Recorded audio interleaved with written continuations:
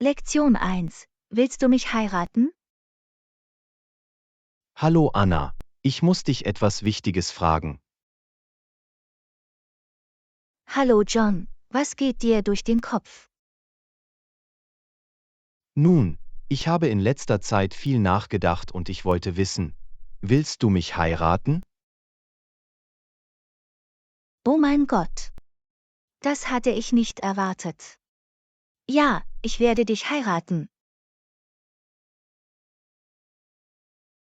Das ist wunderbar. Das freut mich so zu hören. Ich freue mich auch. Wann willst du heiraten? Ich dachte, vielleicht nächsten Sommer. Was denkst du? Sommer klingt perfekt. Ich kann es kaum erwarten, mit der Planung unserer Hochzeit zu beginnen. Ich auch nicht. Das wird ein unvergesslicher Tag. Ich stimme zu. Wir müssen einen schönen Ort finden und all unsere Freunde und Familie einladen. Definitiv. Und wir müssen einen Fotografen auswählen, um all die besonderen Momente festzuhalten. Ja, und wir sollten darüber nachdenken, welche Art von Zeremonie wir wollen, ob sie traditionell oder etwas Einzigartiges ist. Das ist ein gutes Argument. Wir sollten auch über unseren Haushalt nachdenken und eine Prioritätenliste erstellen. Absolut. Wir möchten, dass unsere Hochzeit unvergesslich wird, aber wir müssen auch auf unsere Finanzen achten. Richtig. Lass uns anfangen zu recherchieren und gemeinsam einige Entscheidungen zu treffen. Klingt nach einem Plan. Ich kann es kaum erwarten, diese Reise mit dir zu beginnen. Ich auch nicht. Ich bin dankbar, dich an meiner Seite zu haben. Lektion 2. Trainingsroutine am Morgen. Hallo Anna, hast du eine regelmäßige Trainingsroutine? Hallo John. Ja, ich versuche aktiv zu bleiben. Ja, was ist mit dir? Normalerweise gehe ich morgens joggen. Es hilft mir, den Tag positiv zu beginnen. Das klingt großartig. Ich wollte schon immer mehr Cardio in meine Routine integrieren. Laufen ist eine fantastische Möglichkeit, ihre Herzfrequenz zu erhöhen und Kalorien zu verbrennen. Ich stimme zu.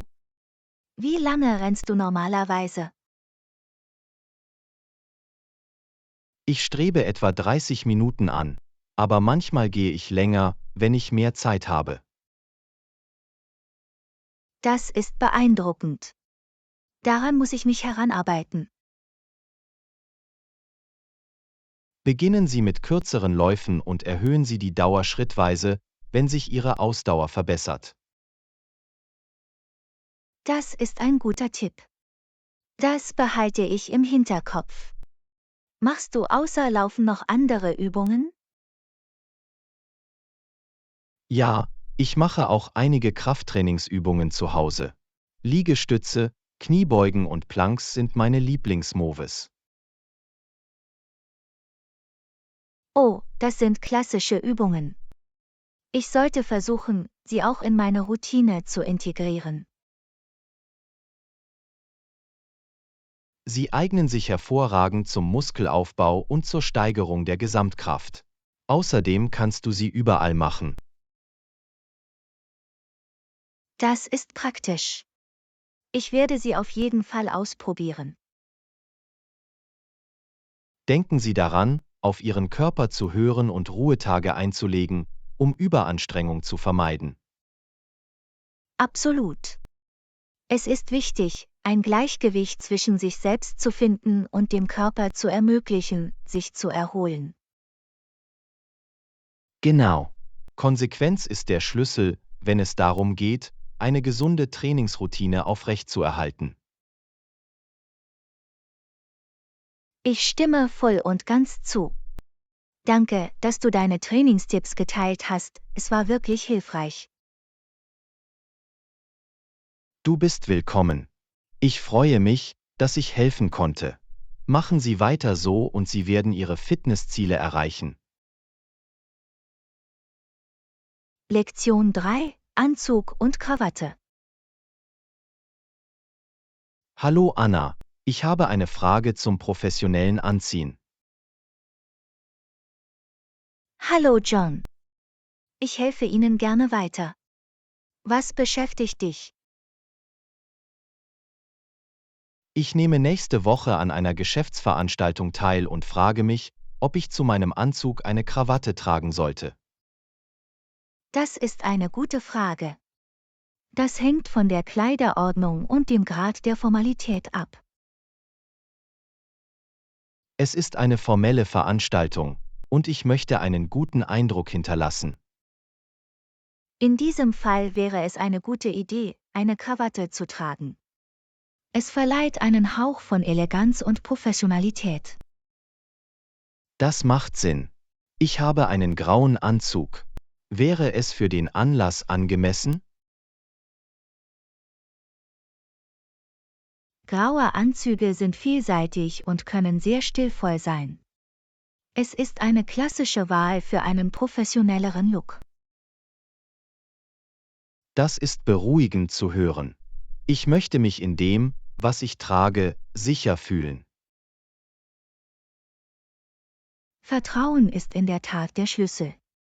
Stellen Sie sicher, dass Ihr Anzug gut sitzt und richtig auf Ihren Körper zugeschnitten ist.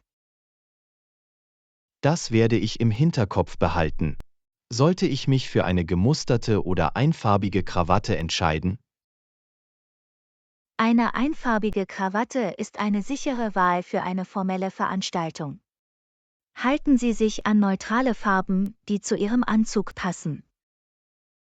Ich verstehe. Und was ist mit der Breite der Krawatte? Gibt es irgendwelche Richtlinien, die befolgt werden müssen? Im Allgemeinen sollte die Breite Ihrer Krawatte der Reversbreite Ihrer Anzugjacke entsprechen. Das ist ein hilfreicher Tipp. Das werde ich bei der Auswahl meiner Krawatte unbedingt berücksichtigen. Großartig! Denken Sie daran, Ihren Anzug und Ihre Krawatte mit einem gut gepressten Hemd und polierten Schuhen zu kombinieren. Ich schätze all diese Vorschläge. Ich möchte auf der Veranstaltung einen starken Eindruck hinterlassen. Lektion 4: Erster Eindruck. Hallo Anna, machst du dir Sorgen, einen guten ersten Eindruck zu hinterlassen? Hallo John. Es ist mir wichtig, einen guten Eindruck zu hinterlassen. Warum fragst du? Ich nehme nächste Woche an einem Vorstellungsgespräch teil und möchte sicherstellen, dass ich selbstbewusst und fähig rüberkomme. Das ist verständlich. Der erste Eindruck kann einen großen Einfluss darauf haben, wie andere Sie wahrnehmen. Exakt. Haben Sie Tipps, wie Sie einen positiven ersten Eindruck hinterlassen können? Kleiden Sie sich angemessen für den Anlass und achten Sie auf eine gute Körperhaltung. Es zeugt von Professionalität und Selbstsicherheit. Gute Punkte. Ich werde dafür sorgen, dass ich mich während des Interviews schick kleide und aufrecht stehe. Halten Sie außerdem Augenkontakt und geben Sie dem Interviewer einen festen Handschlag, wenn Sie ihn begrüßen. Es vermittelt Selbstvertrauen. Das werde ich auf jeden Fall im Hinterkopf behalten. Was ist mit Kommunikationsfähigkeiten? Irgendwelche Ratschläge dazu? Sprechen Sie klar und präzise und hören Sie den Fragen des Interviewers aufmerksam zu. Effektive Kommunikation ist entscheidend. Ich stimme zu. Aktives Zuhören und klare Kommunikation können einen erheblichen Unterschied machen. Es ist auch wichtig, vorbereitet zu sein. Informieren Sie sich über das Unternehmen und seien Sie bereit, Ihre Qualifikationen und Erfahrungen zu besprechen. Vorbereitung ist der Schlüssel. Ich werde Zeit damit verbringen, das Unternehmen zu recherchieren und meine Antworten auf häufig gestellte Interviewfragen zu üben. Das ist ein großartiger Ansatz. Selbstvertrauen entsteht, wenn Sie gut vorbereitet sind und sich mit der Stelle auskennen, für die Sie sich bewerben. Ich schätze deinen Rat. Ich fühle mich jetzt selbstbewusster. Lektion 5: Betriebszeiten der Anlage. Hallo Anna, ich bin neugierig auf die Öffnungszeiten der Einrichtungen in unserer Nachbarschaft. Hallo John.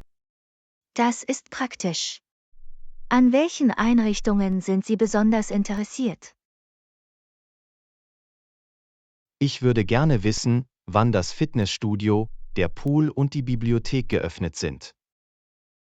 Das Fitnessstudio öffnet in der Regel um 6 Uhr und schließt an Wochentagen um 22 Uhr. Am Wochenende öffnet es um 8 Uhr und schließt um 20 Uhr. Das ist gut zu wissen. Ich trainiere lieber morgens, daher ist die frühe Öffnungszeit perfekt für mich. Der Pool ist täglich von 9 bis 19 Uhr geöffnet, außer montags, wenn er wegen Wartungsarbeiten geschlossen ist. Das werde ich im Hinterkopf behalten. Ich schwimme gerne nachmittags, also funktionieren diese Stunden gut für mich. Die Bibliothek öffnet montags bis freitags um 10 Uhr und schließt um 18 Uhr. Samstags öffnet sie um 11 Uhr und schließt um 16 Uhr. Das ist großartig. Ich liebe es, am Wochenende Zeit in der Bibliothek zu verbringen, daher sind diese Zeiten auch für mich günstig. Es ist gut, solche Einrichtungen zu unterschiedlichen Zeiten zur Verfügung zu haben, um unterschiedlichen Zeitplänen gerecht zu werden. Ich stimme zu. Es ist wichtig, dass Gemeinschaftsräume für alle zugänglich sind. Absolut. Die Kenntnis der Betriebszeiten hilft uns, diese wertvollen Ressourcen zu planen und optimal zu nutzen. Danke für die Bereitstellung der Informationen. Jetzt kann ich meine Aktivitäten entsprechend planen. Lektion 6: Überlegungen zum Programm. Hallo Anna, hast du von dem neuen Coding Bootcamp in der Stadt gehört? Die Bewertungen sind beeindruckend. Hallo John. Ja, ich habe davon gehört. Das Programm scheint starke Angebote zu haben. Ziehst du es in Betracht? Unbedingt. Ich habe versucht, meine Programmierkenntnisse zu erweitern, und das Bootcamp scheint eine großartige Gelegenheit zu sein. Das ist fantastisch. Es ist wichtig, verschiedene Programme zu recherchieren und in Betracht zu ziehen, bevor eine Entscheidung getroffen wird. Ich stimme zu. Ich habe über den Lehrplan gelesen und er deckt eine breite Palette von Programmiersprachen und Frameworks ab. Das ist beeindruckend. Ein umfassender Lehrplan kann eine solide Grundlage für Ihre Programmierreise bieten. Ja, und das Bootcamp bietet auch praktische Projekte und Mentoring an, die meiner Meinung nach für das praktische Lernen von entscheidender Bedeutung sind. Praktische Erfahrung und Mentoring können Ihr Lernen beschleunigen und Ihnen helfen, Ihre Fähigkeiten effektiv anzuwenden. Exakt. Ich denke, es wäre von unschätzbarem Wert, Zugang zu Branchenfachleuten zu haben, die mich beraten und unterstützen können. Es ist definitiv ein wertvoller Aspekt, den es zu berücksichtigen gilt. Wenn Sie von erfahrenen Praktikern lernen, können Sie Einblicke und Verbindungen zur Branche gewinnen. Das Bootcamp bietet auch Karriereservices an, um bei der Arbeitsvermittlung zu helfen. Das ist ein großes Plus für mich, da ich in eine neue Rolle wechseln möchte. Die Career Services können Ihnen bei der Erstellung von Lebensläufen, der Vorbereitung von Vorstellungsgesprächen und Strategien zur Stellensuche behilflich sein. Es ist eine wertvolle Ressource. Ich bin froh, dass wir auf derselben Seite sind. Ich bin jetzt selbstbewusster, dieses Programmierbootcamp fortzusetzen. Lektion 7: Naschkatzengenuss. Hallo Anna, bist du Naschkatzen? Ich liebe es, mir Desserts zu gönnen. Hallo John. Oh, absolut. Ich habe auch eine ziemliche Vorliebe für süße Leckereien. Was ist dein Lieblingsdessert? Es ist schwer, nur einen auszuwählen, aber ich liebe Schokoladenlavakuchen absolut. Die warme, klebrige Mitte ist unwiderstehlich. Oh, das klingt himmlisch. Ich bin eher ein Fan von cremigen Desserts wie Käsekuchen. Die glatte Textur und die reichen Aromen sind herrlich. Käsekake ist fantastisch. Hast du einen Lieblingsgeschmack oder ein Lieblingstopping? Ich bin ein klassischer Käsekake-Typ im New Yorker Stil. Ich genieße ihn pur oder mit einem würzigen Fruchtkompott darüber. Das klingt köstlich. Ich mag auch ein gutes Dessert auf Fruchtbasis, wie eine frische Beerentarte. Die Kombination aus Säure und Süße ist perfekt. Beerentörtchen sind herrlich. Sie sind nicht nur köstlich, sondern auch optisch ansprechend mit den lebendigen Farben der Beeren. Absolut. Desserts können auch eine Augenweide sein. Haben Sie schon einmal einen traditionellen britischen Sticky Toffee Pudding probiert? Oh, ja. Die warme, klebrige Karamellsauce gepaart mit dem feuchten Biskuitkuchen ist absolut göttlich. Es ist ein beruhigendes Dessert. Es ist auch einer meiner Favoriten. Desserts bringen irgendwie Trost und Freude, nicht wahr? Das tun sie auf jeden Fall. Es ist eine wunderbare Art, sich etwas Gutes zu tun und sich ab und zu etwas Süßes zu gönnen. Absolut. Das Leben ist zu kurz, um der Versuchung köstlicher Desserts zu widerstehen. Lektion 8: Gemeinsamkeiten finden. Hallo Anna, mir ist aufgefallen, dass wir viel gemeinsam haben. Aktives Zuhören und das Finden von Gemeinsamkeiten ist ein guter Anfang, findest du nicht? Hallo John. Absolut. Es ist wunderbar, mit anderen in Kontakt zu treten, indem man gemeinsame Interessen und Erfahrungen anerkennt. Definitiv. Es hilft, eine Beziehung aufzubauen und schafft eine Grundlage für sinnvolle Gespräche. Also, was sind einige deiner Hobbys? Ich wandere gerne und erkunde die Natur. Es ist eine großartige Möglichkeit, sich zu entspannen und die Schönheit der Natur zu genießen. Wie steht's mit dir? Ich bin auch ein begeisterter Wanderer. Es hat etwas Magisches, von Natur umgeben zu sein und mich auf den Wanderwegen herauszufordern. Das ist fantastisch.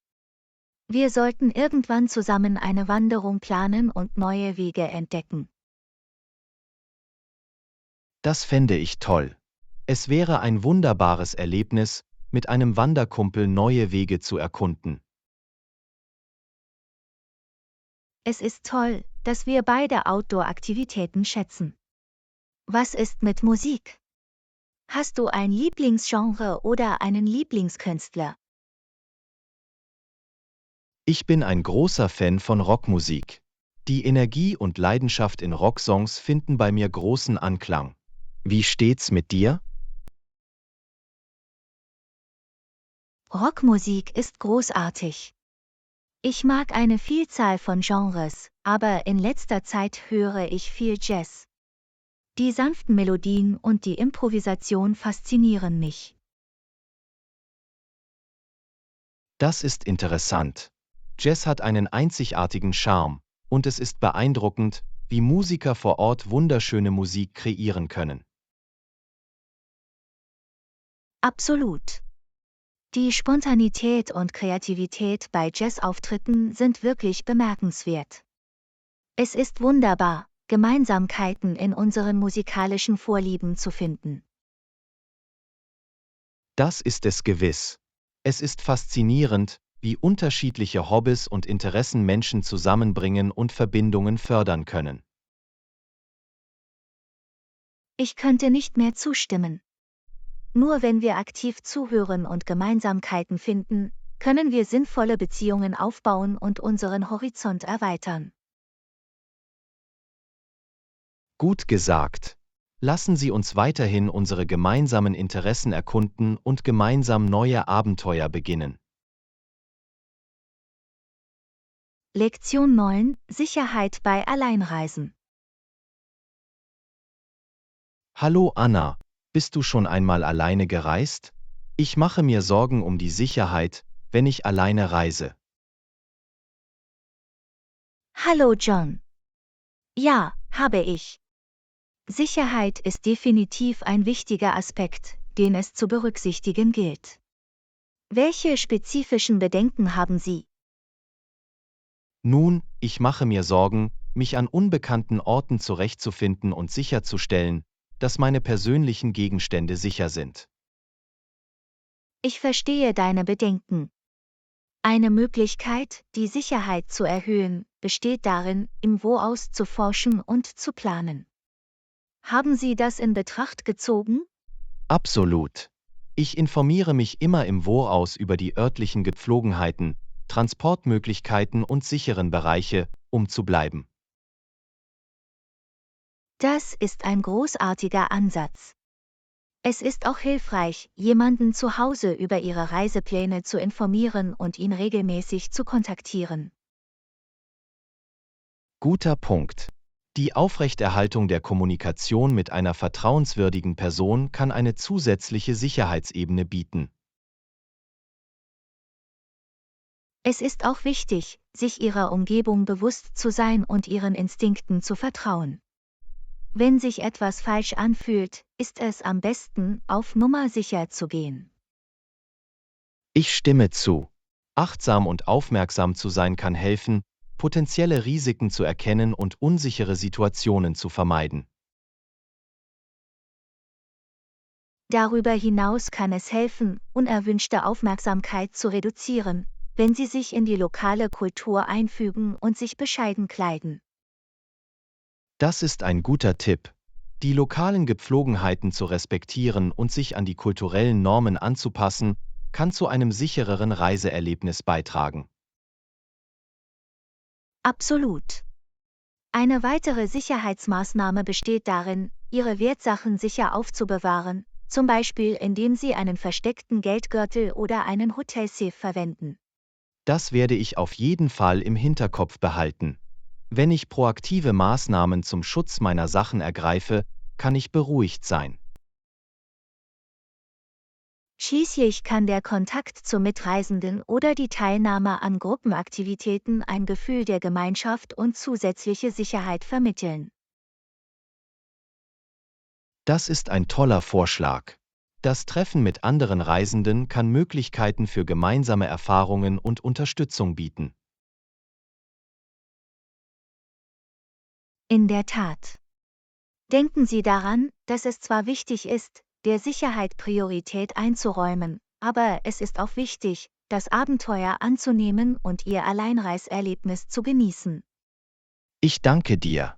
Ich fühle mich jetzt besser vorbereitet.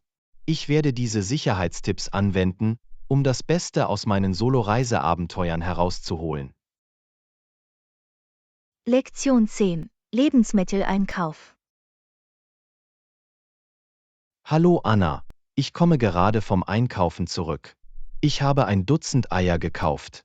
Es wird uns jetzt eine Weile nicht ausgehen. Hallo John.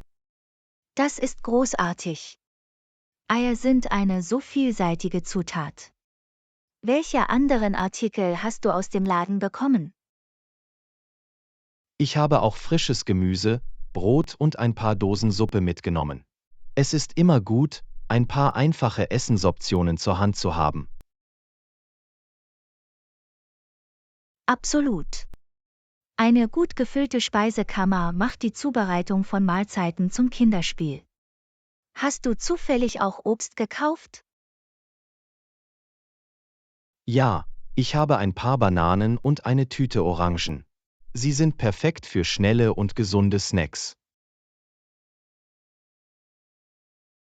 Das ist wunderbar.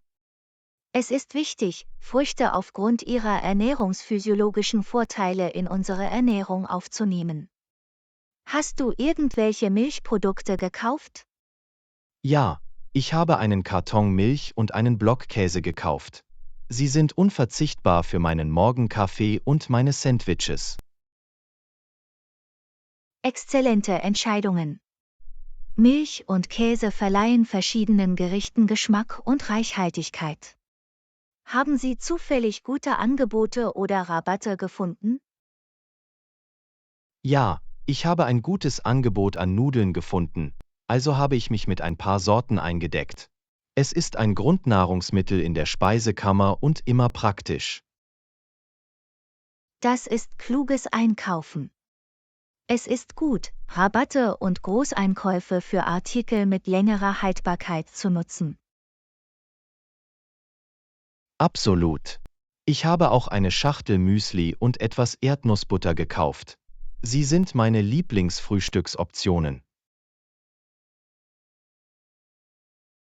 Müsli und Erdnussbutter sind schnelle und bequeme Optionen für geschäftige Morgen. Hast du daran gedacht, Reinigungsmittel zu kaufen? Ja, ich habe eine Flasche Allzweckreiniger und etwas Spülmittel gekauft. Es ist wichtig, dass unsere Wohnräume sauber und hygienisch sind. Du hast absolut recht. Die Aufrechterhaltung einer sauberen Umwelt ist für unser Wohlbefinden unerlässlich. Brauchten Sie noch etwas aus dem Laden? Ich glaube, ich habe alles auf meiner Liste. Es ist befriedigend, mit einer vollen Einkaufstüte nach Hause zu kommen und zu wissen, dass wir gut vorbereitet sind. Definitiv. Eine gut ausgestattete Küche gibt uns die Freiheit, köstliche Mahlzeiten zuzubereiten und unsere Lieblingsgerichte zu genießen. Das tut es auf jeden Fall. Lassen Sie uns jetzt diese Lebensmittel weglegen und anfangen, leckere Mahlzeiten zuzubereiten. Lektion 11. Aufräumen und zusätzliches Geld verdienen. Hallo Anna, hast du schon einmal versucht, dein Zuhause zu entrumpeln? Mir gefällt auch die Idee, zu entrumpeln und etwas dazu zu verdienen. Hallo John. Ja, habe ich. Aufräumen hilft nicht nur dabei, einen besser organisierten Raum zu schaffen, sondern bietet auch die Möglichkeit, zusätzliches Geld zu verdienen. Das ist fantastisch. Wie schlägst du vor, dass ich mit dem Aufräumen anfange? Ich fühle mich überwältigt von all dem Zeug, das ich im Laufe der Jahre angesammelt habe. Mach dir keine Sorgen. Beginne damit, einen Bereich nach dem anderen anzugehen. Beginnen Sie mit einem kleinen Raum wie einer Schublade oder einem Schrank. Es ist einfacher zu verwalten und Fortschritte zu sehen. Das macht Sinn. Ich fange mit meiner Garderobe an und sortiere meine Klamotten. Was mache ich mit den Artikeln, die ich nicht mehr benötige? Sie können erwägen, sie online auf Plattformen wie Auktionswebsites oder über lokale Kleinanzeigen zu verkaufen. Es ist eine großartige Möglichkeit, etwas mehr Geld zu verdienen. Das ist eine gute Idee. Ich mache Fotos von den Artikeln und schreibe Beschreibungen, um potenzielle Käufer anzulocken. Was ist mit Artikeln, die nicht verkäuflich sind? Artikel, die nicht verkäuflich sind, können Sie an lokale Wohltätigkeitsorganisationen oder Tierheime spenden. Sie werden von Bedürftigen sinnvoll genutzt werden. Das ist ein durchdachter Vorschlag. Ich werde sicherstellen, dass ich die Artikel, die ich spenden möchte, voneinander trenne und geeignete Organisationen finde, zu denen ich beitragen kann. Das ist wunderbar. Das Aufräumen kommt nicht nur Ihnen zugute, sondern hilft auch anderen dabei. Haben Sie über einen Flohmarkt nachgedacht? Ja, habe ich. Es könnte eine unterhaltsame Art sein, mit der Community zu interagieren und mehrere Artikel gleichzeitig zu verkaufen. Ich werde versuchen, einen zu organisieren. Fantastisch! Flohverkäufe können sehr erfolgreich sein, vor allem, wenn Sie sie im Voraus bewerben und attraktive Preise anbieten.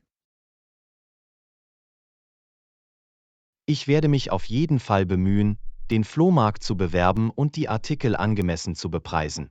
Es wird eine Win-Win-Situation für alle Beteiligten sein. Absolut.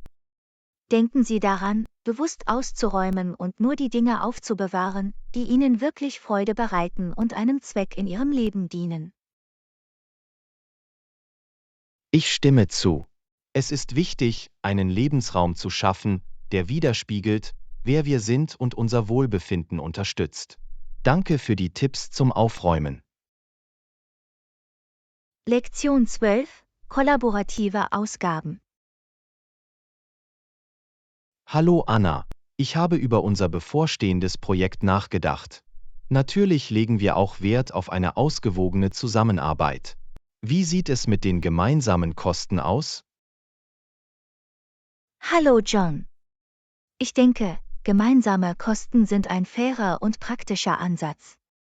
Es stellt sicher, dass wir beide den gleichen Beitrag leisten und am Erfolg des Projekts beteiligt sind. Absolut. Es ist wichtig, für Transparenz zu sorgen und finanzielle Ungleichgewichte zu vermeiden. Wie schlagen Sie vor, dass wir die Ausgaben aufteilen? Wir könnten eine Budgettabelle erstellen und alle zu erwartenden Kosten auflisten. Dann können wir sie zu gleichen Teilen oder auf der Grundlage unserer individuellen Verantwortlichkeiten aufteilen. Das klingt nach einem vernünftigen Plan. Es stellt sicher, dass jeder von uns die Verantwortung für die Ausgaben im Zusammenhang mit unseren spezifischen Aufgaben übernimmt. Genau. Es fördert das Gefühl von Eigenverantwortung und Rechenschaftspflicht und fördert eine ausgewogenere und kooperativere Arbeitsbeziehung. Ich stimme zu. Wenn jeder finanziell investiert ist, motiviert uns das, effektiver und effizienter zusammenzuarbeiten. Es ist eine Win-Win-Situation. Definitiv. Geteilte Kosten entlasten auch eine Person und verteilen die finanziellen Auswirkungen gleichmäßig. Es ist ein faires Arrangement. Es ist beruhigend zu wissen, dass wir beide Wert auf Fairness und Zusammenarbeit legen. Stellen wir sicher, dass wir alle Ausgaben im Auge behalten und offen kommunizieren.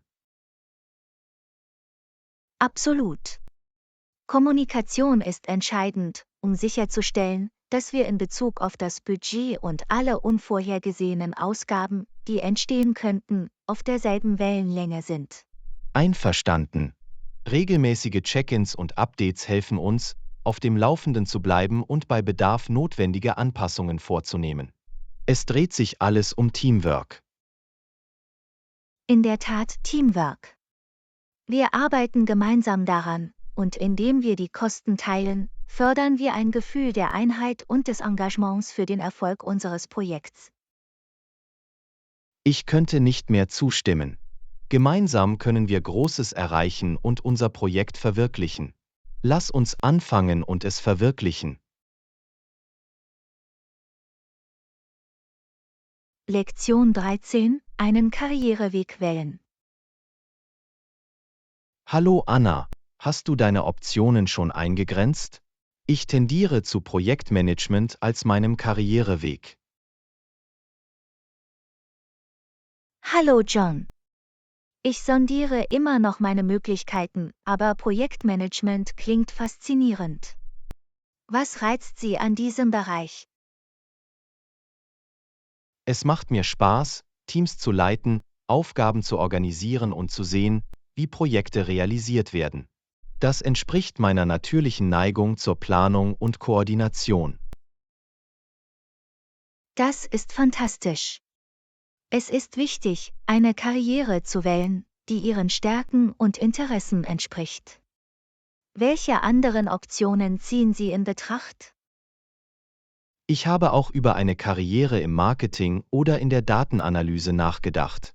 Beide beinhalten Problemlösung und strategisches Denken, was ich faszinierend finde. Das sind hervorragende Entscheidungen. Marketing ermöglicht es Ihnen, Ihrer Kreativität freien Lauf zu lassen, während die Datenanalyse die Möglichkeit bietet, mit Zahlen und Erkenntnissen zu arbeiten. Exakt. Ich glaube, es ist wichtig, eine Karriere zu finden, die persönliches Wachstum und kontinuierliches Lernen ermöglicht. Was ist mit dir? Irgendwelche Karrierepräferenzen? Ich neige dazu, Grafikdesigner oder UX/UI-Designer zu werden. Ich habe eine Leidenschaft für visuelle Ästhetik und die Schaffung benutzerfreundlicher Erlebnisse. Das ist wunderbar. Grafikdesign und UX/UI-Design sind gefragte Bereiche, die Kunst mit Technologie verbinden. Du hast ein scharfes Auge für Design. Ich danke dir. Es ist aufregend, über die Möglichkeiten und die Auswirkungen nachzudenken, die wir in unserer gewählten Karriere erzielen können. Die Zukunft sieht vielversprechend aus. Absolut. Es ist wichtig, eine Karriere zu verfolgen, die uns Erfüllung bringt und es uns ermöglicht, unsere einzigartigen Fähigkeiten in die Welt einzubringen. Wir haben so viel zu bieten. In der Tat. Lasst uns weiter forschen und Informationen über unsere eingeschlagenen Wege sammeln. Es ist wichtig, fundierte Entscheidungen zu treffen. Ich könnte nicht mehr zustimmen. Die Recherche nach Berufsaussichten, Gespräche mit Fachleuten und das Sammeln relevanter Erfahrungen werden uns zum Erfolg führen. Absolut. Mit Hingabe, Ausdauer und einer Leidenschaft für das, was wir tun, können wir eine erfüllende und lohnende Karriere einschlagen. Die Reise erwartet uns. Das tut es auf jeden Fall. Nehmen wir die Reise an und halten wir unseren Geist offen für neue Chancen und Möglichkeiten. Aufregende Zeiten liegen vor uns. Lektion 14: Die Freude am Tanzen. Hallo Anna, hast du schon einmal versucht zu tanzen? Es scheint ein lustiges und energisches Hobby zu sein. Hallo John. Ja, ich habe tatsächlich schon ein paar Tanzkurse besucht. Es ist eine unglaubliche Art, sich auszudrücken und aktiv zu bleiben. Das klingt nach so viel Spaß. Welche Art von Tanzstilen hast du gelernt? Ich habe verschiedene Stile wie Salsa, Hip-Hop und sogar Gesellschaftstanz ausprobiert. Jeder hat seinen eigenen Charme. Das ist beeindruckend. Ich war schon immer daran interessiert, Salsa zu lernen. Es sieht so lebendig und voller Energie aus. Salsa ist in der Tat ein lebendiger Tanzstil. Die Musik, Der Rhythmus und die Partnerverbindung machen es zu einem aufregenden Erlebnis. Das kann ich mir vorstellen. Ist es schwer zu lernen? Ich mache mir ein bisschen Sorgen um die Beinarbeit und die Koordination. Wie bei jedem Tanzstil braucht es Übung und Geduld. Aber mit einem guten Lehrer und regelmäßigem Üben wirst du den Dreh raus haben. Das ist ermutigend zu hören. Ich freue mich darauf, es auszuprobieren. Tanzen scheint eine großartige Möglichkeit zu sein, sich zu entspannen und Spaß zu haben. Unbedingt. Es ist ein fantastisches Mittel zum Stressabbau und eine Möglichkeit, loszulassen. Außerdem lernst du in Tanzkursen oder gesellschaftlichen Veranstaltungen neue Leute kennen. Das ist ein Bonus. Es ist immer schön, mit anderen in Kontakt zu treten, die ein ähnliches Interesse haben. Ich kann sehen, wie Tanzen Menschen zusammenbringt. Definitiv. Es schafft ein Gefühl von Gemeinschaft und Kameradschaft. Sie können sogar an Tanzaufführungen oder Wettbewerben teilnehmen, wenn Sie dazu bereit sind. Wow, das klingt aufregend. Es muss ein ziemliches Erlebnis sein, dein Können auf der Bühne oder in einem Wettbewerb unter Beweis zu stellen. Das ist es wirklich. Der Adrenalinschub und der Applaus des Publikums machen es allemal wert. Es ist ein lohnendes Gefühl. Das kann ich mir nur vorstellen. Tanzen bietet eine einzigartige Mischung aus Kunst, körperlicher Aktivität und sozialer Interaktion. Es ist ein vielseitiges Hobby. Absolut. Und das Beste daran ist, dass Sie Ihr ganzes Leben lang Ihre Tanzfähigkeiten weiter lernen und verbessern können. Es ist eine lebenslange Reise. Das ist das Schöne daran. Es gibt immer Raum für Wachstum und neue Herausforderungen. Ich freue mich darauf, meine Tanzreise zu beginnen. Ich freue mich für dich. Tanzen wird dir so viel Freude und Erfüllung bringen. Machen Sie sich bereit, auf die Tanzfläche zu treten und lassen Sie sich von der Musik leiten. Ich danke dir. Ihr Enthusiasmus ist ansteckend. Ich kann es kaum erwarten, den Rhythmus anzunehmen und die Freude am Tanzen zu erleben. Lass es uns tun. Lektion 15: Herausforderungen mit Zuversicht annehmen. Hallo Anna, hast du dich schon einmal einer großen Herausforderung gestellt und sie mit Zuversicht gemeistert? Hallo John. Absolut, herausfordernde Situationen können einschüchternd sein, aber es ist wichtig, sie mit Selbstsicherheit anzugehen. Das ist inspirierend. Wie baut man Selbstvertrauen auf, wenn man mit etwas Unbekanntem oder Schwierigem konfrontiert wird? Es geht darum, unsere Stärken und Erfolge in der Vergangenheit anzuerkennen. Wenn wir uns daran erinnern, was wir erreicht haben, haben wir den Mut, uns neuen Herausforderungen zu stellen. Das macht Sinn. Wenn wir über unsere vergangenen Erfolge nachdenken, können wir uns motivieren und an unsere Fähigkeiten glauben. Exakt. Darüber hinaus spielt die Vorbereitung eine entscheidende Rolle. Das Sammeln von Wissen und das Üben relevanter Fähigkeiten schafft Selbstvertrauen. Vorbereitung stärkt definitiv das Selbstvertrauen. Je mehr wir wissen und je mehr wir üben, desto besser sind wir gerüstet, um Herausforderungen direkt zu begegnen. Absolut. Ein weiterer Aspekt ist die Annahme einer positiven Denkweise. Die Einstellung, dass alles möglich ist, anzunehmen und sich eher auf Lösungen als auf Hindernisse zu konzentrieren. Ich stimme zu. Eine positive Denkweise ermöglicht es uns, Herausforderungen als Chancen für Wachstum und Lernen zu betrachten. Es ist auch hilfreich, Unterstützung von anderen zu suchen. Wenn wir uns mit einem unterstützenden Netzwerk umgeben, kann das für zusätzlichen Vertrauensschub sorgen. Unterstützende Freunde, Mentoren oder Kollegen können uns beraten und ermutigen, wenn wir sie am dringendsten brauchen. Es ist wichtig, sich auf sie zu stützen. Definitiv. Zusammenarbeit und das Lernen aus den Erfahrungen anderer können uns wertvolle Einblicke geben und uns helfen, Herausforderungen mit mehr Selbstvertrauen zu bewältigen. Das ist wahr. Wir können uns inspirieren lassen und von denen lernen, die vor uns ähnliche Herausforderungen gemeistert haben. Darüber hinaus stärkt es unser Selbstvertrauen, kleine Siege zu feiern. Fortschritte anzuerkennen, egal wie klein sie sind, motiviert uns. Es ist von entscheidender Bedeutung, auch die kleinsten Fortschritte anzuerkennen.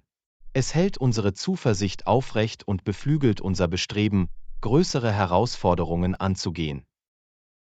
Absolut. Selbstvertrauen ist wie ein Muskel, der mit jeder Herausforderung, der wir uns stellen und die wir meistern, stärker wird.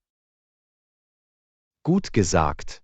Herausforderungen mit Zuversicht anzunehmen, öffnet Türen für persönliches Wachstum und neue Möglichkeiten. In der Tat. Gehen wir also jede Herausforderung mit einer positiven Einstellung, Vorbereitung und dem Glauben an unsere eigenen Fähigkeiten an. Wir haben das. Absolut. Mit Selbstvertrauen als Verbündetem sind dem, was wir erreichen können, keine Grenzen gesetzt. Nehmen wir die nächste Herausforderung entschlossen und selbstbewusst an. Lektion 16: Annehmlichkeiten erkunden. Hallo Anna, ich habe mich gefragt, ob du mir bei etwas helfen könntest. In Ordnung, lassen Sie mich die Rezeption anrufen und nach der Poolsituation fragen. Hallo John. Sicher, erkundigen Sie sich danach. Ich bin gespannt, ob der Pool verfügbar ist. Hallo, ich wollte mich nach dem Pool erkundigen. Ist er für Gäste geöffnet? Hallo John, es tut mir leid, aber der Pool wird derzeit gewartet. Er wird für ein paar Tage nicht zugänglich sein. Oh, das ist eine Schande. Ich hatte mich darauf gefreut, ein Bad zu nehmen. Gibt es alternative Annehmlichkeiten oder Aktivitäten? Ja, es gibt mehrere andere Annehmlichkeiten, die Sie genießen können. Wir haben ein Fitnesscenter mit modernsten Geräten und es gibt auch ein Spa, das verschiedene Behandlungen anbietet. Das ist toll zu hören. Ich werde auf jeden Fall das Fitnesscenter nutzen. Es ist eine gute Gelegenheit, während meines Aufenthalts aktiv zu bleiben. Absolut. Das Fitnesscenter bietet alles, was Sie für ein komplettes Training benötigen. Es ist eine großartige Möglichkeit, Ihre Fitnessroutine auf Reisen aufrechtzuerhalten. Ich freue mich, das zu wissen. Gibt es neben dem Fitnesscenter irgendwelche Outdoor-Aktivitäten oder Attraktionen in der Nähe? Definitiv. Wir haben einen schönen Naturpfad nur einen Katzensprung vom Hotel entfernt. Es ist perfekt zum Wandern oder für einen gemütlichen Spaziergang inmitten der Natur. Das klingt reizend. Ich verbringe gerne Zeit im Freien, also werde ich auf jeden Fall den Naturpfad erkunden. Gibt es Führungen?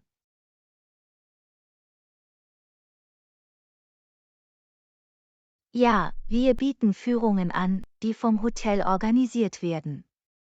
Sie bieten die Möglichkeit, die lokalen Sehenswürdigkeiten zu erkunden und mehr über die Geschichte und Kultur der Region zu erfahren. Das ist fantastisch. Ich freue mich immer darauf, mehr über die Orte zu erfahren, die ich besuche. Ich werde sicherstellen, dass ich mich für eine der Führungen anmelde.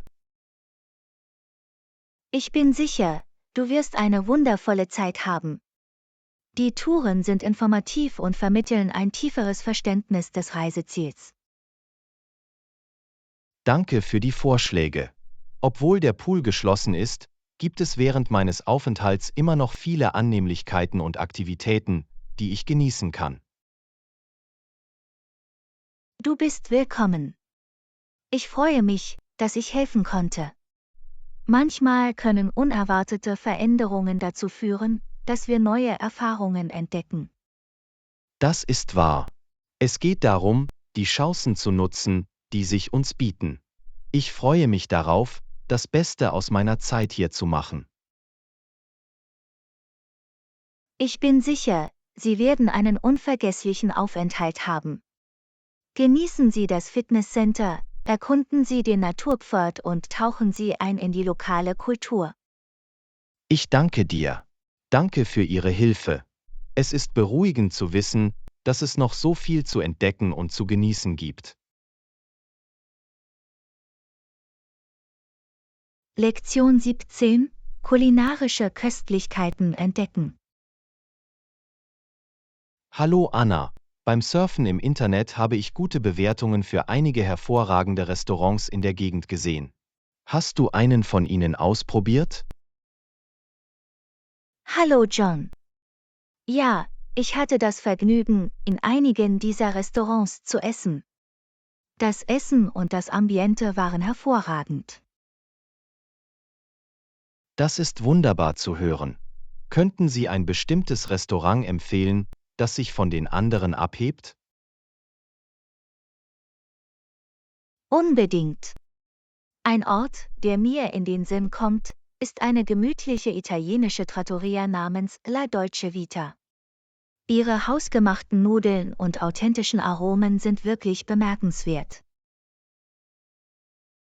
Italienische Küche klingt herrlich. Ich bin ein Fan von Nudelgerichten. Welche Art von Nudelgerichten bieten Sie an? Sie bieten eine große Auswahl an Nudelgerichten, von klassischen Favoriten wie Spaghetti Carbonara bis hin zu einzigartigen Kreationen wie Trüffelpilz-Ravioli. Es ist für jeden etwas dabei.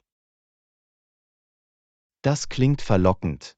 Ich werde auf jeden Fall im La Dolce Vita reservieren.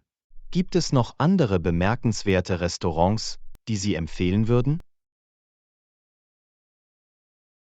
Eine weitere fantastische Option ist Le Jardin, ein französisches Bistro mit einer bezaubernden Gartenanlage. Ihre Gerichte sind wunderschön präsentiert und voller Aromen. Ein französisches Bistro mit Gartenanlage klingt bezaubernd. Welche Art von Küche kann ich im Le Jardin erwarten? Le Jardin ist auf traditionelle französische Küche spezialisiert. Von Schnecken bis hin zu Coq-Au-Vin präsentiert die Speisekarte die reichen und eleganten Aromen Frankreichs. Das klingt nach einem außergewöhnlichen kulinarischen Erlebnis. Ich werde auch Le Jardin zu meiner Liste hinzufügen. Irgendwelche anderen Empfehlungen?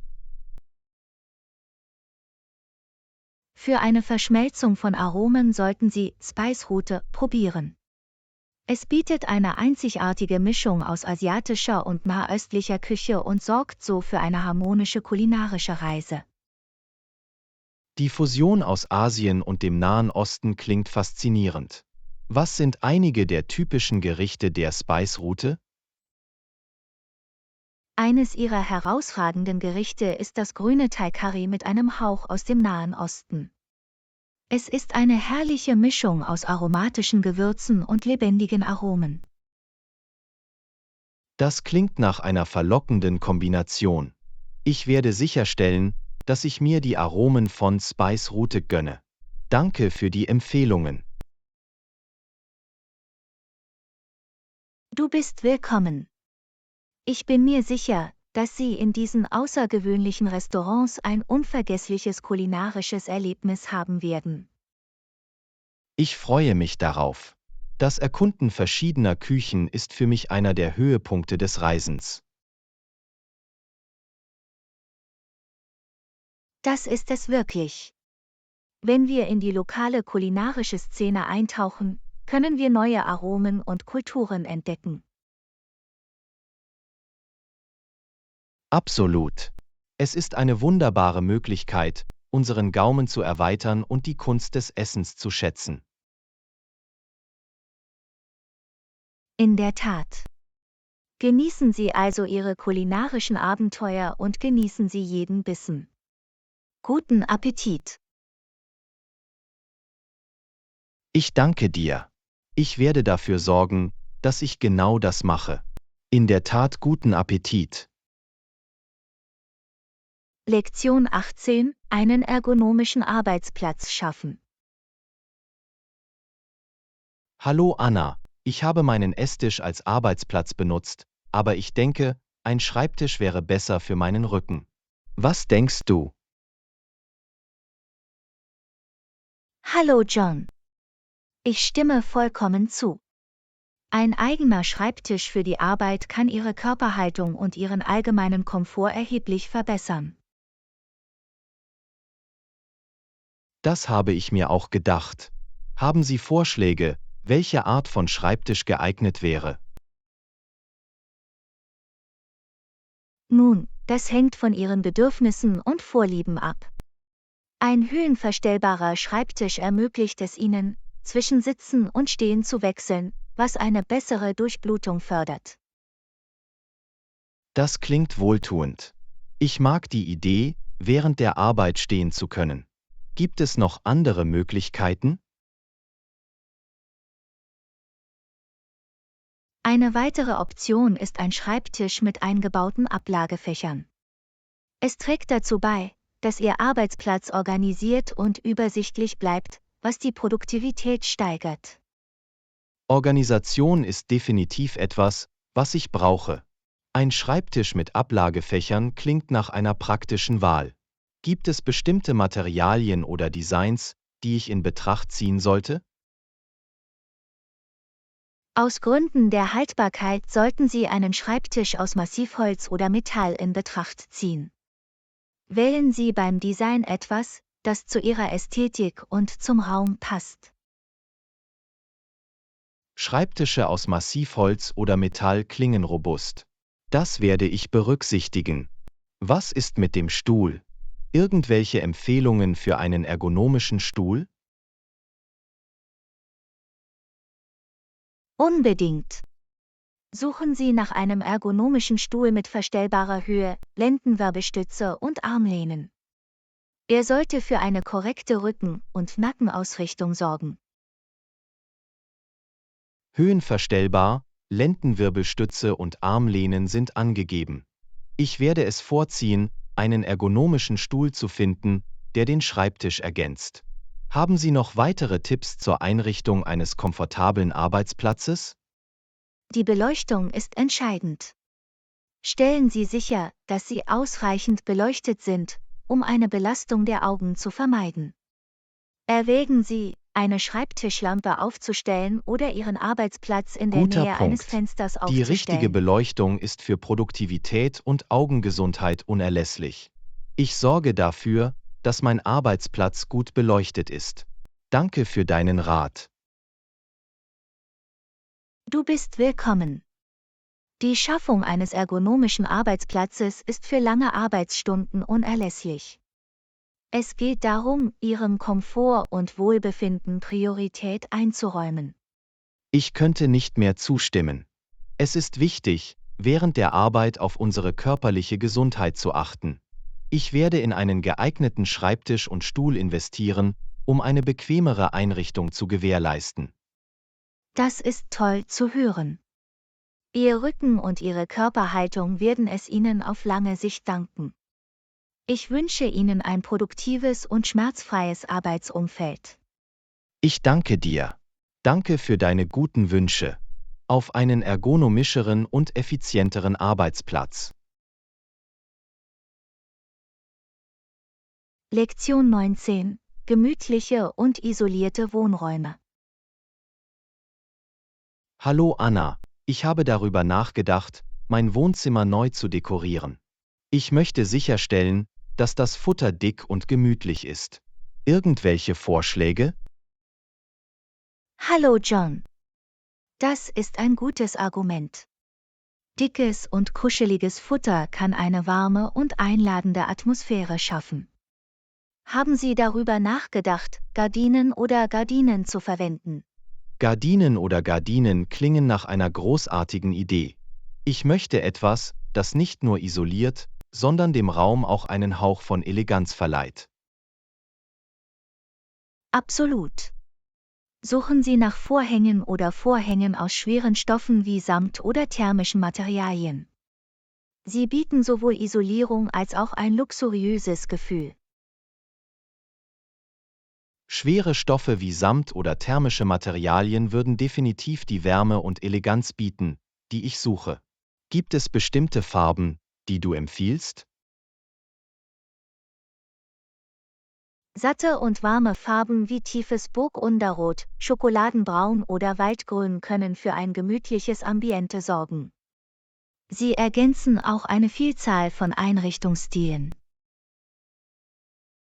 Tiefes Burgunderrot, Schokoladenbraun oder Waldgrün.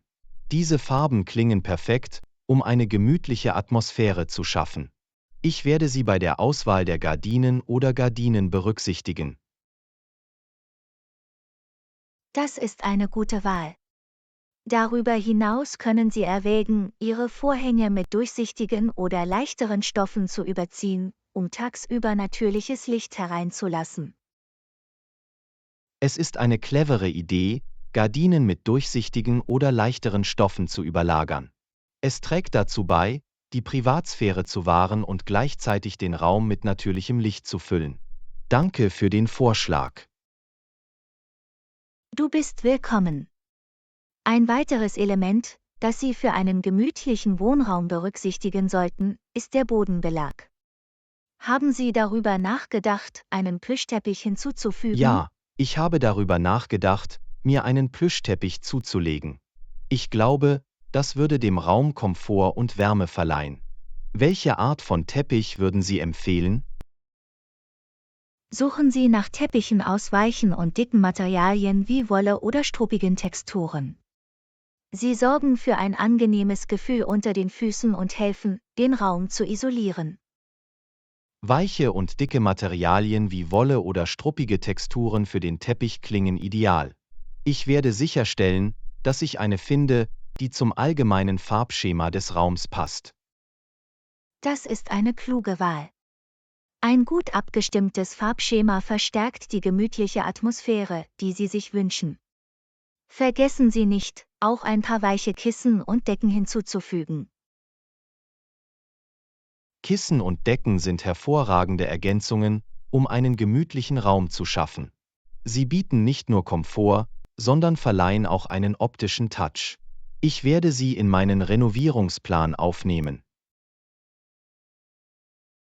Lektion 20: Schutz personenbezogener Daten. Hallo Anna, ich habe in letzter Zeit über Datenschutzbedenken gelesen.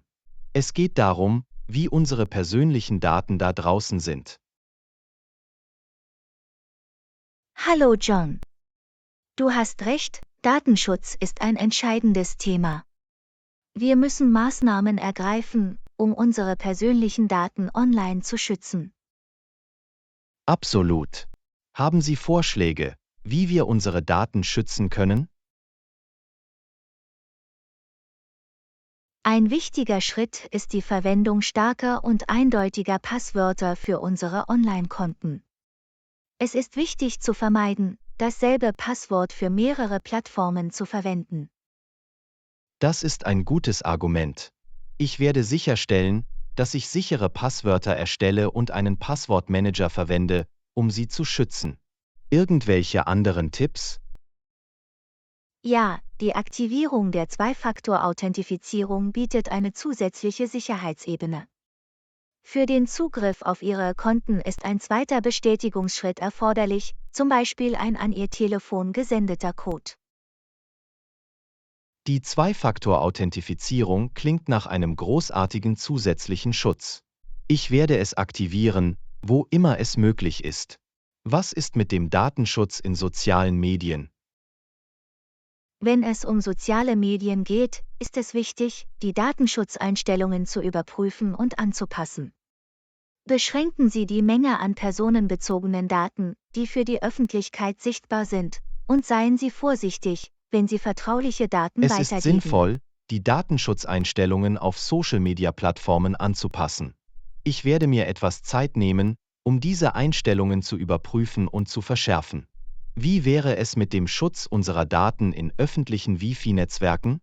Wenn Sie öffentliches WLAN verwenden, vermeiden Sie am besten den Zugriff auf vertrauliche Informationen wie Bankkonten oder die Eingabe von Passwörtern. Erwägen Sie, ein virtuelles privates Netzwerk, VPN, zu verwenden, um Ihre Internetverbindung zu verschlüsseln. Das werde ich im Hinterkopf behalten. Es ist wichtig, bei der Nutzung von öffentlichem WLAN vorsichtig zu sein und zusätzliche Maßnahmen zu ergreifen, um unsere Daten zu schützen. Irgendwelche letzten Tipps zum Datenschutz? Die regelmäßige Aktualisierung von Betriebssystemen und Anwendungen ist von entscheidender Bedeutung. Diese Updates enthalten häufig Sicherheitspatches, die vor bekannten Sicherheitslücken schützen.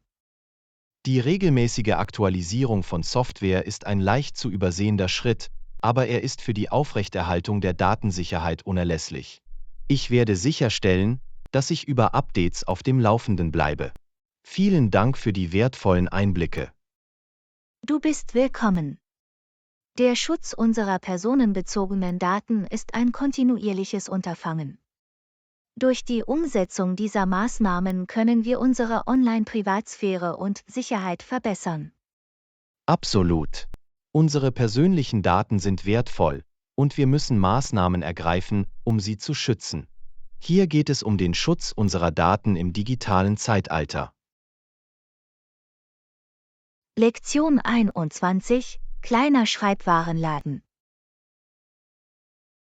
Hallo Anna, ist dir der kleine Schreibwarenladen im Einkaufszentrum aufgefallen? Es sieht interessant aus. Hallo John. Ja, ich habe es auch gesehen. Es ist ein bezauberndes kleines Geschäft mit einer Vielzahl von Schreibwaren. Warst du schon drinnen? Noch nicht. Ich habe mich gefragt, wie ihre Öffnungszeiten sind. Ich möchte die Gelegenheit nicht verpassen, es zu erkunden. Ich kann Ihre Öffnungszeiten für Sie überprüfen. Warte einen Moment. Ich danke dir. Danke für deine Hilfe. Du bist willkommen. Laut Ihrer Website ist das Geschäft wochentags von 10 Uhr bis 18 Uhr und am Wochenende von 11 Uhr bis 16 Uhr geöffnet. Großartig. Das gibt mir unter der Woche viel Zeit für einen Besuch. Ich freue mich darauf, Ihre Auswahl zu durchsuchen.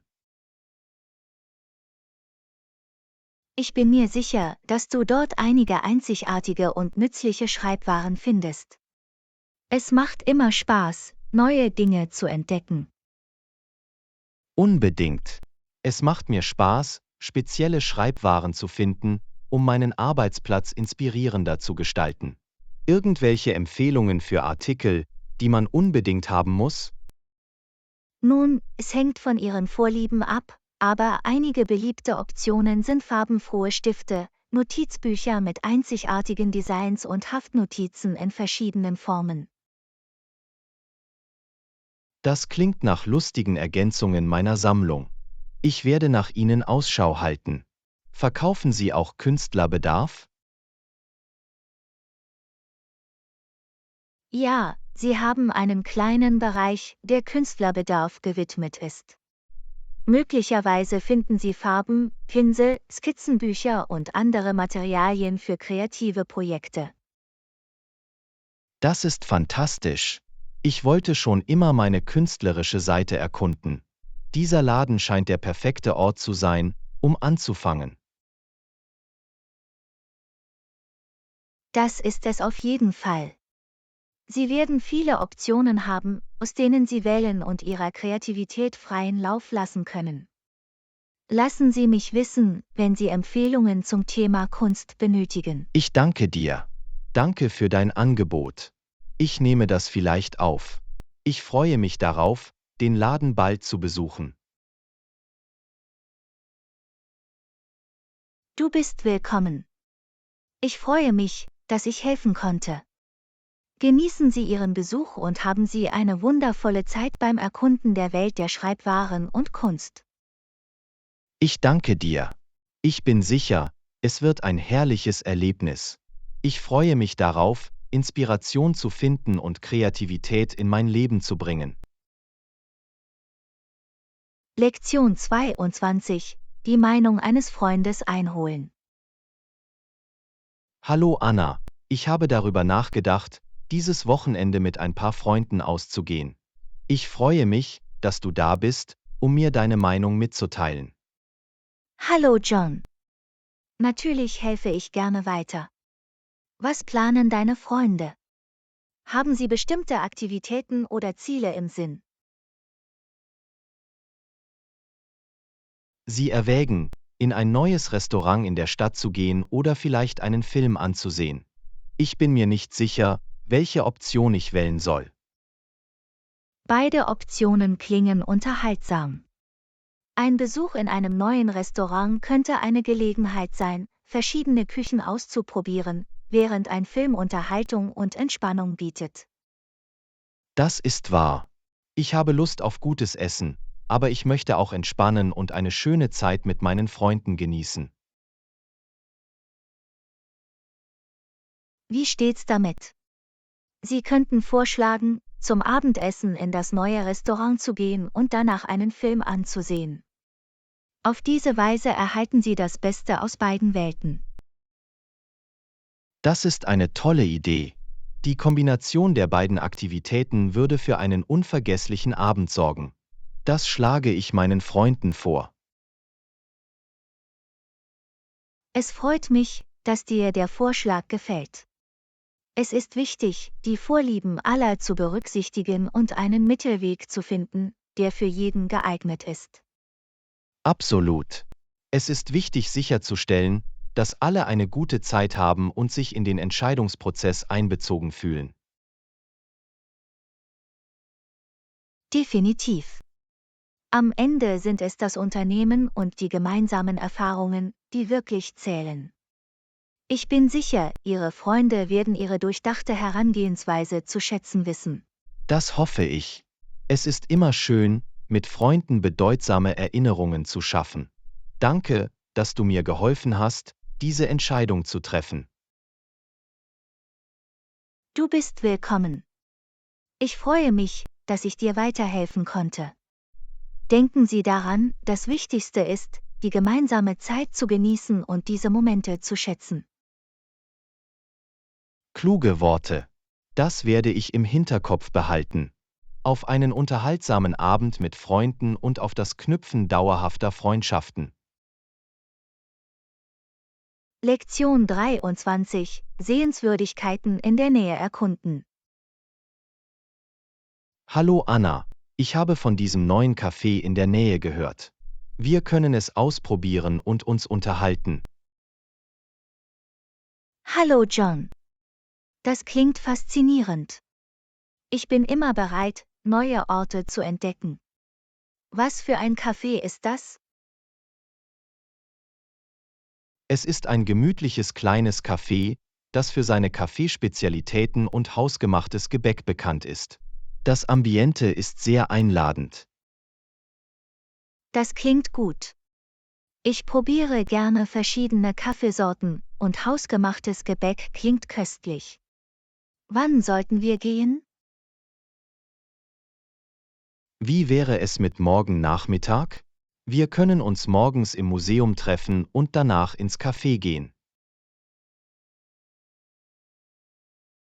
Das klingt nach einem Plan. Das Museum zu erkunden und dann im Café zu entspannen, klingt nach einem perfekten Tag. Wir sehen uns dort. Großartig! Treffen wir uns um 10 Uhr am Museumseingang. Wir können ein paar Stunden damit verbringen, in Kunst und Geschichte einzutauchen. Perfekt. Ich sorge dafür, dass ich pünktlich da bin. Museen sind immer faszinierend und ich freue mich darauf. Ich auch. Es ist eine großartige Gelegenheit, Kunst zu schätzen und etwas Neues zu lernen. Danach können wir Kaffee und Gebäck genießen. Das klingt nach einer wunderbaren Art, sich zu entspannen und ein gutes Gespräch zu führen. Ich bin neugierig auf die Atmosphäre und das Dekor des Cafés.